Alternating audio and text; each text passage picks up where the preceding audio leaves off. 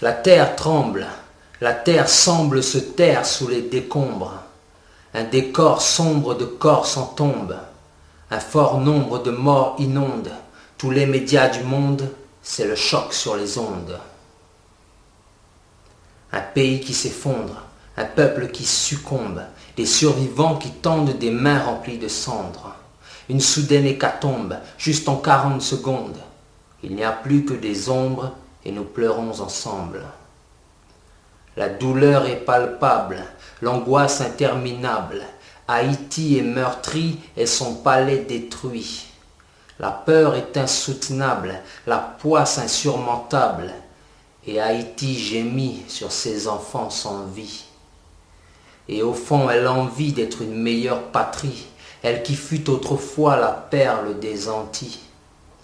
Et depuis, elle survit, soumise, endolorie, sous le malheur commis par de vieilles colonies. Et à travers les âges, la marque de l'esclavage est restée si béante qu'à force ça la hante. La peau noire en présage d'une douleur comme hommage, une peau qui alimente une religion naissante. Des chants où se lamentent, des voix bien plus vibrantes que le son des tambours des cérémonies vaudou. Il y a dans l'air ambiante une espérance vivante, attendant le retour d'un Haïti plus doux. Ils se souviennent toujours lors du bois caïman, lorsqu'ils dansaient autour de leur fier soulèvement. Mais les chants qu'ils labourent dans la sueur et le sang n'ont jamais vu le jour de la libération.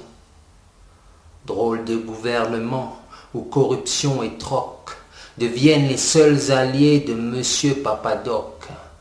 Des dictateurs sanglants avec des cœurs de roc, et Jean-Claude Duvalier devient le baby-doc.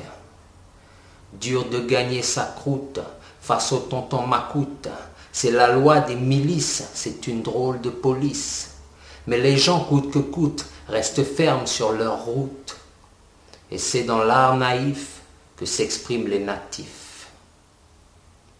Mais le vif des couleurs n'efface pas la douleur quand tu fais de la misère ta seule coéquipière.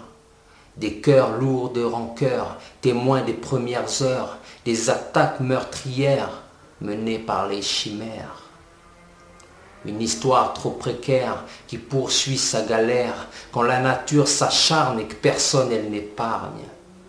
Le tremblement de terre fait trembler pères et mères en arrachant des larmes à un monde en alarme.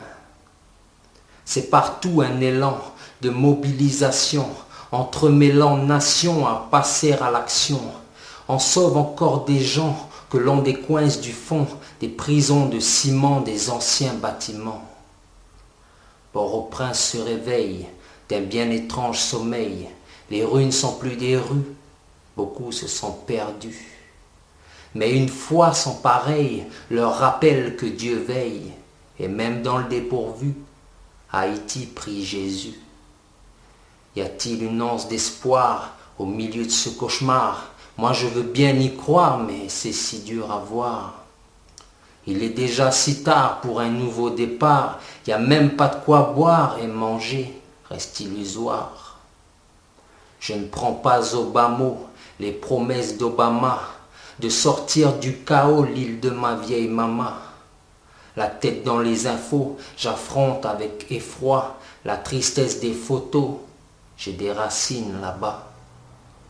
On a tous nos dilemmes, tous nos petits problèmes, mais ceux d'Haïti même se ramassent à l'appel. Ce pays que l'on aime lance un dernier appel. Il est temps que l'on sème de nouvelles étincelles. Haïti chérie, tu t'endors sans bruit. Moi je suis ici, mais pour toi j'écris. Dieu te rendra la vie si tu crois en lui. Tu redeviendras la perle des Antilles.